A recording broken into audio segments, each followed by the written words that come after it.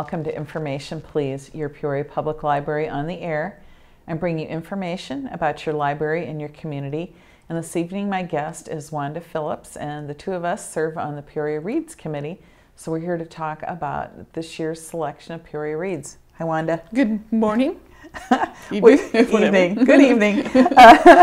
You and I have both been on this committee for a long time, and I do the publicity stuff, but you've had a lot more to do with choosing books and finding things. Right. And so I serve as a selector for Peoria Public, so it helps to have a viewpoint of what's available and what kind of books are out there. Maybe if people are new to the area or they haven't paid attention before, we should talk a little bit about Peoria Reads and what is this program? Well, we've been doing it for about 10 years now, and it started as between Commonplace and Peoria Public Library. They happened to be thinking about doing a community-wide reading program at the same time, and so they joined forces. And what some of the selection points is that it's easily available, and that we try to get something that will have social relevance, since Commonplace works with people in literacy. Yeah, they work with literacy, and that's one of the other points. We try and get a book that's accessible to new adult readers who may just be learning to read.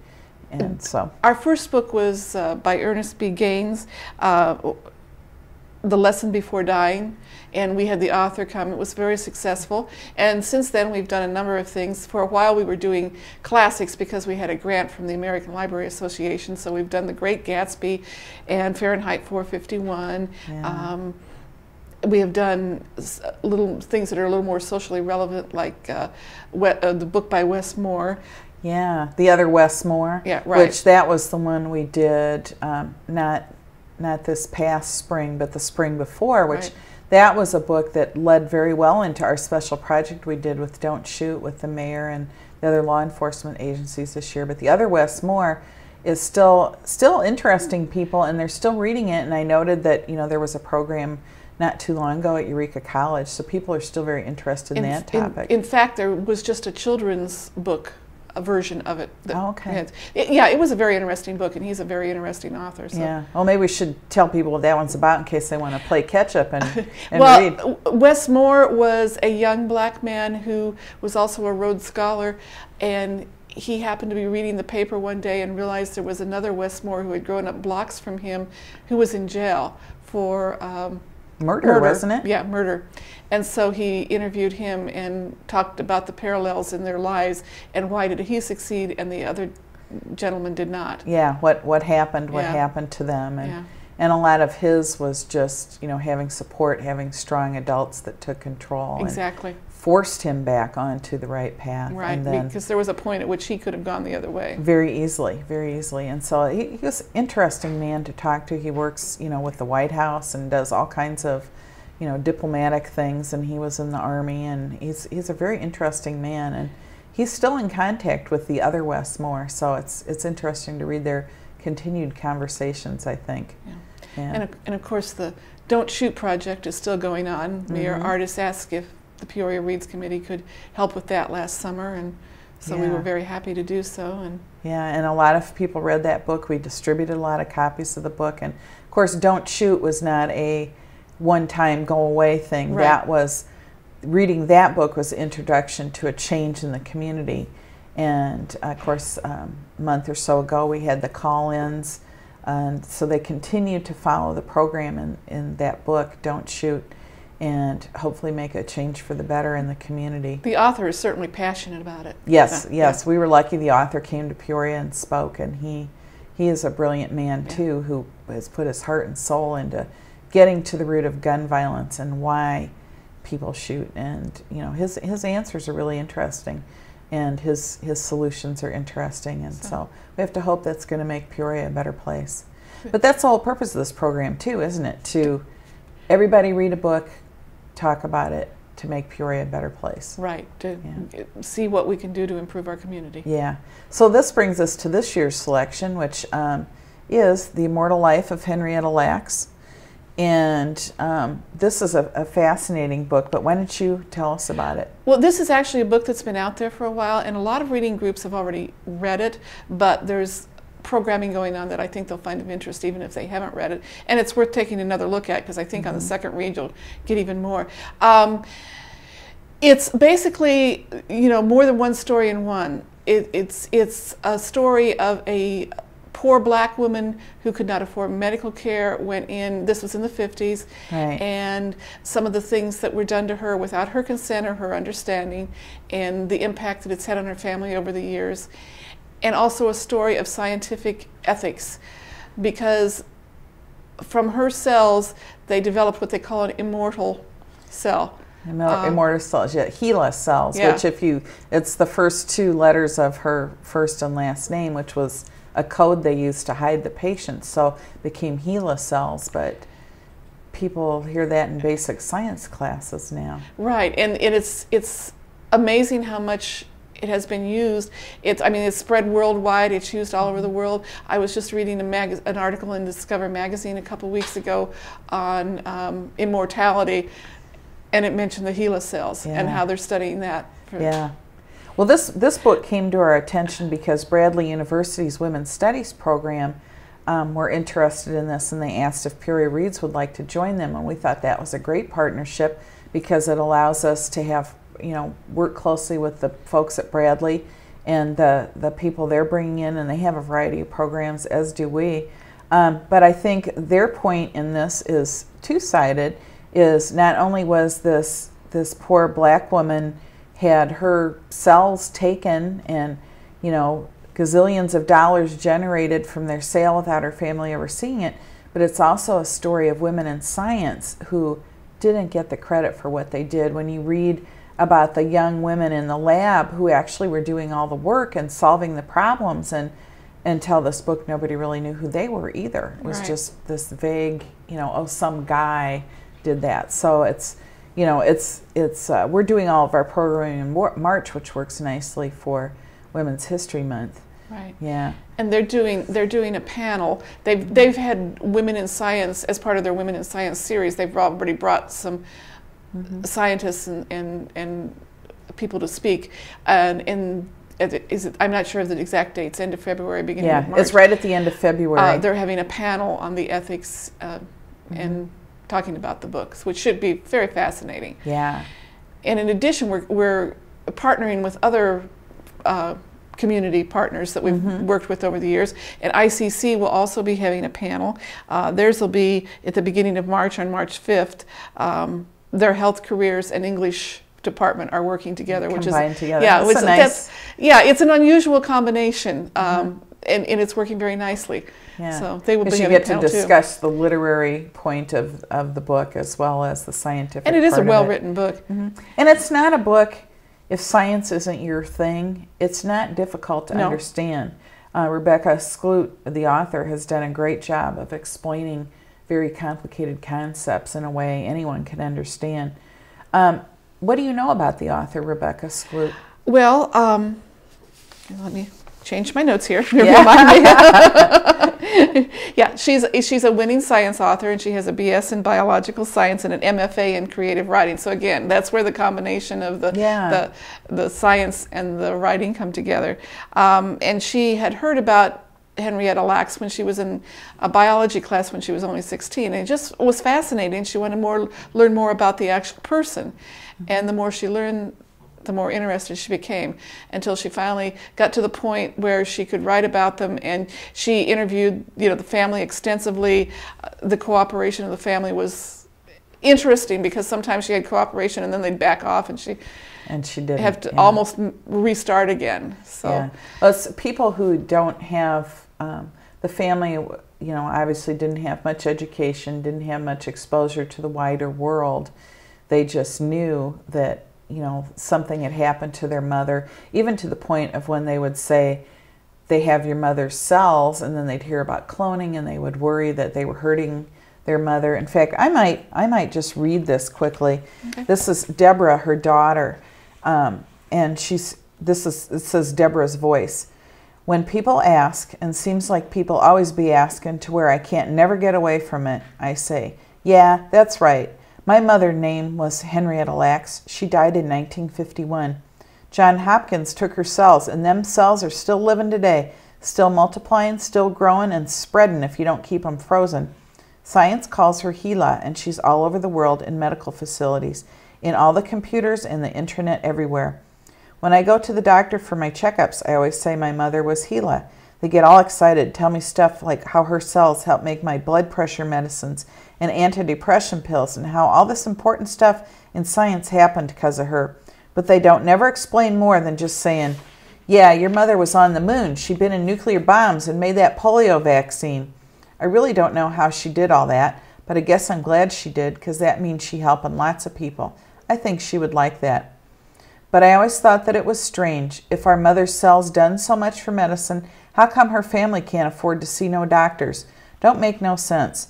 People got rich off my mother without us even knowing about them taking her cells. Now we don't get a dime. I used to get so mad about that to where it made me sick and I had to take pills. But I don't got it in me no more to fight. I just want to know who my mother was. So that gives you a really strong sense of this family. Very powerful, and a family that's had lots of problems over the years, and the book talks about their problems and how they dealt with them. I mean, there's so many levels to this book. There is so many things you can read about. For instance, Henrietta Lacks had the type of cervical cancer that comes from her husband sleeping with many women and giving her many sexually transmitted diseases, and we have a whole vaccine now to prevent that in young women, that type of cervical cancer. And so there's a huge debate about that too. Do you vaccinate a 12-year-old girl against a possible sexually transmitted cancer that she might get later? Or, you know, where's your morals and your ethics, and what's your standing on that? So many things to discuss with this, just so many things. Yeah. And so can you tell us, do you remember a little bit more about where Henrietta Lacks was from, or her early life? Well, she grew up in the South, and after World War II, her husband came north to work in the steel mills. And this is, you know, sort of a familiar story. And they came north and really were still in poverty. She could not afford medical care. She had, I believe, 10 children. She had just had a baby like 4 months before they diagnosed the cervical cancer, and they noted nothing at the time. But she couldn't afford medical help, so she went to Johns Hopkins. At the time, that was the only hospital that would treat black people. Yeah, they took them pretty much for free, but then they were, you know, doing things like this. And these immortal cells came from that cervical cancer. If anybody's interested, you know, you can read all about that process that happened. But they'd been trying for a long time to get cells to stay alive and couldn't make it happen. And then there's this, you know, young lab assistant who worked on this process, and, you know, tells her story too about working on it. And oh my gosh, these things not only stayed alive, but they grew, and they did share them everywhere freely at first. Interestingly enough, there's a fiction book that's coming out in January that talks about a young black woman who comes north, and she ends up in Pittsburgh, that Oprah has chosen for her book club, the 12 Tribes of Hattie. And I believe that's the title. I may be a little off on it. But the parallels between this fictional character and Henrietta Lacks' character are really quite interesting. The experience of a lot of black women after World War II in the Jim Crow era. Yeah, and well, just Peoria is a good example too of when you look at the migration from the South to the northern factories. Yeah. Certainly many black families with roots in the deep South came to Peoria during that time and are still here. And so when people look at paths of migration or talk about genealogy, which of course the Peoria Public Library is a great place to explore that. We have that sort of information, but it's a fascinating topic too, to see how these groups of families migrated from the South to the North right after World War II and what happened to them. There's, you know, I know there's children's books on that subject, and there are. And was life better than it was in the South? It's, you know, maybe not. Exactly. You can debate that all day. One of the other things this book talks about is all the court decisions about, do we own our own bodies? Do you own, you know, I know I can think of debates right now like cord blood. There's a huge debate that goes on when babies are born. should you immediately clamp the umbilical cord and save the cord blood because it's got special cells in it that can help people? But did nature intend that that cord blood to be with the baby, or should you save it for yourself? Should you donate it to somebody else that it might cure them of some disease? Such ethical questions to debate. The question of are there any royalties involved that her family should have received? Yeah. I'm not sure that John Hopkins even ever made much money off of it. No, somebody eventually patented them and made money off it, but at the beginning, this was just shared freely for anybody who wanted to do research, which in that case, you say, then is that okay, because they weren't making money? And if somebody did make money, who should the money go to? And, for folks who just don't understand, what happened to their mother. And of course, they didn't know about any of this till much later, much later, that her cells had been sold. But it is fascinating, don't you think, that when you start going through the list, that it went in they saw what the effect was, the atom bomb, shot it to the moon. All of us have had polio vaccine, so HeLa cells, I don't know, do we all have HeLa cells? I don't know if they tested the vaccine on the HeLa cells or if the HeLa cells are in the vaccine. Well, and I think they've been used in AIDS research, and there was one point they made that they've actually cross-contaminated some other cells that they've been experimenting with because they're so vital. Yeah, they're so vigorous and so vital, and they just don't stop. I guess they're just really hardy, and which is what works well in a lab always. So, yeah, it's hard to read some of the medical descriptions, I think, and the things that she went through, and her painful death. It was an unpleasant, horrid death, and very quickly. She was dead just within months of being diagnosed. Yeah, it was very, very and I think without any understanding of what was going on. That's and I don't know, and the doctors didn't really make an effort to make her understand. No, they just did what they did and sent her home, and she didn't know what was going on. There's some other stories in here too. There's a gentleman whose liver was taken, I believe. He had something wrong. And there were some things where you were talking about the cross-contamination, but that happened too, because other cells they were working with got, all mixed around. But there's things like, in 1969, a Hopkins researcher used blood samples from more than 7,000 neighborhood children, most of them from poor black families, to look for a genetic predisposition to criminal behavior. They didn't get consent. The ACLU filed a suit claiming the study violated civil rights and breached confidentiality of the doctor-patient relationship by releasing results to state and juvenile courts. So the study gets halted, but it's everything that gets involved in this. Well, we're encouraging book clubs, if they haven't read it, to read it, as we always do with our Peoria Reads. And we're discussing possibilities of further programming besides just the panels that I mentioned.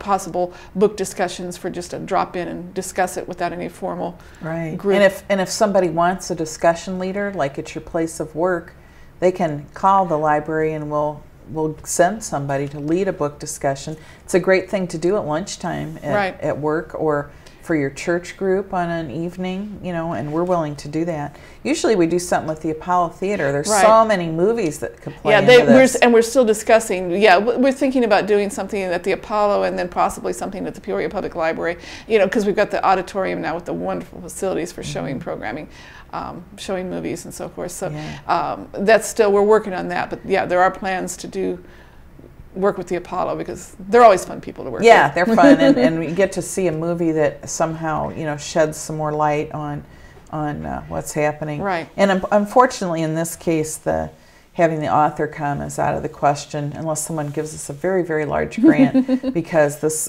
Rebecca Skloot is in great demand. She also has started a foundation for this family and for the people who were affected by all of this, but.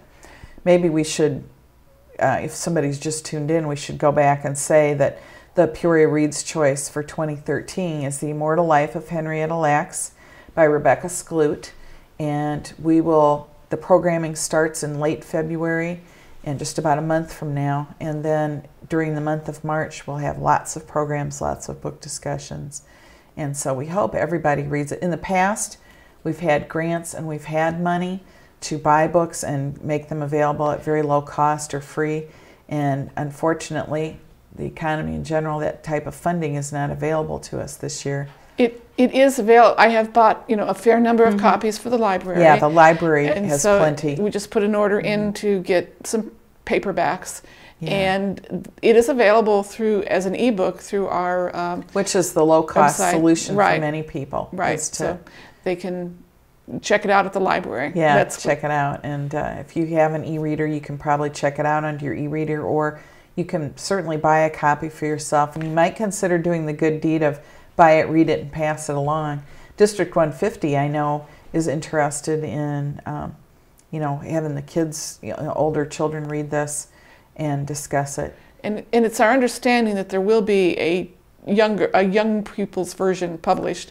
The publishing date has been changed a little bit, so I'm not sure exactly when it's coming out, but hopefully it will be out soon. And I think that this book, there's study guides out there, which of course we will be providing those. Our website's changed a little bit again. That's PeoriaReads.com. So PeoriaReads.com will be the place to go. And the years past, we had the big reads, and there's still a website we can't get rid of, PeoriaReads.org, that has, I believe, Fahrenheit 451 on it. And people call and say you need to update this, and unfortunately, someone's holding that website hostage, and so we can't change it. But if you go to PeoriaReads.com, we'll have all the information. We'll have links to study guides. We'll have links to more information about this book and this author. And I think on this cover is the only photo of her, of Henrietta Lacks.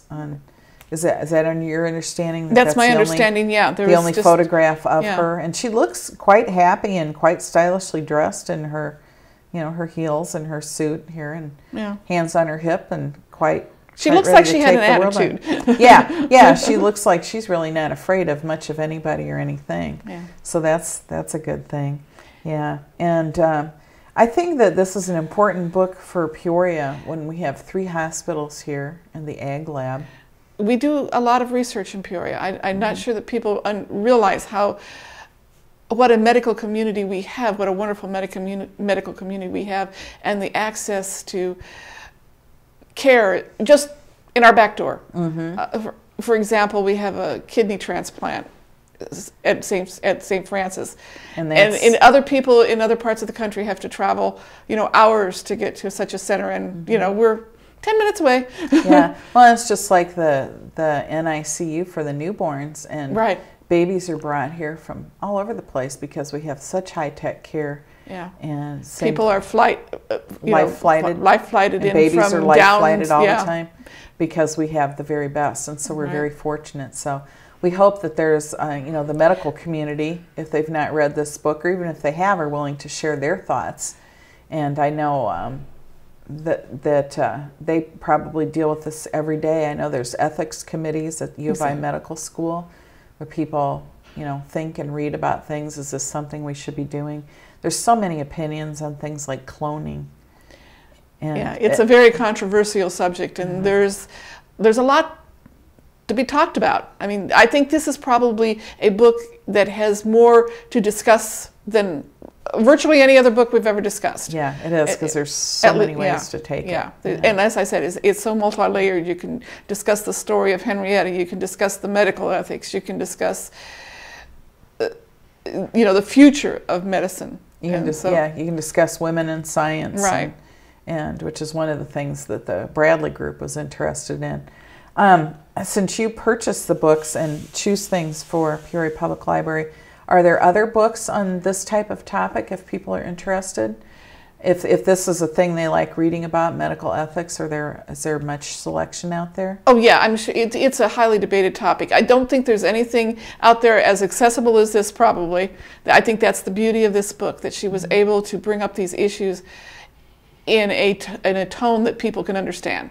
But there's a number of books out there, and we would be happy to help anybody who's interested find a selection. If they just come to one of our branches and talk to one of our reference staff, they would be more than happy to help them find A similar story I read recently, which was I read before I read this book, and so I brought this up that I really like it. And it's not so much about ethics as it is about genealogy, but it was called The Wandering Gene and the Indian Princess. Exactly. And that one, there isn't an ethical problem because they're asking people's permission, but it's about the fact that people are refusing to be tested for things that they're probably going to kill them.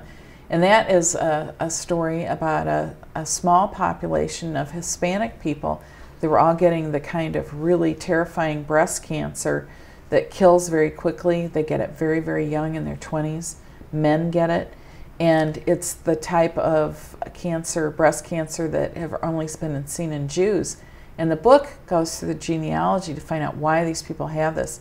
And it turns out that the Hispanic portion of their family actually were called the conversos.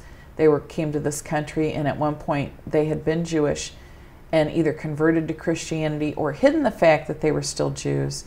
And it's fascinating, but these are also people who they want to test them, they want to do a study, and they're seeing their family die, hit and miss all around them, but they're saying, no, I don't want to do that. And yeah, it's interesting because some of the women, there are some of the women in the family that have chosen to go ahead and be tested, and then they have to make a decision about what do I do now? Do I just live with the fact that I will probably develop cancer, or do I have, preventative care?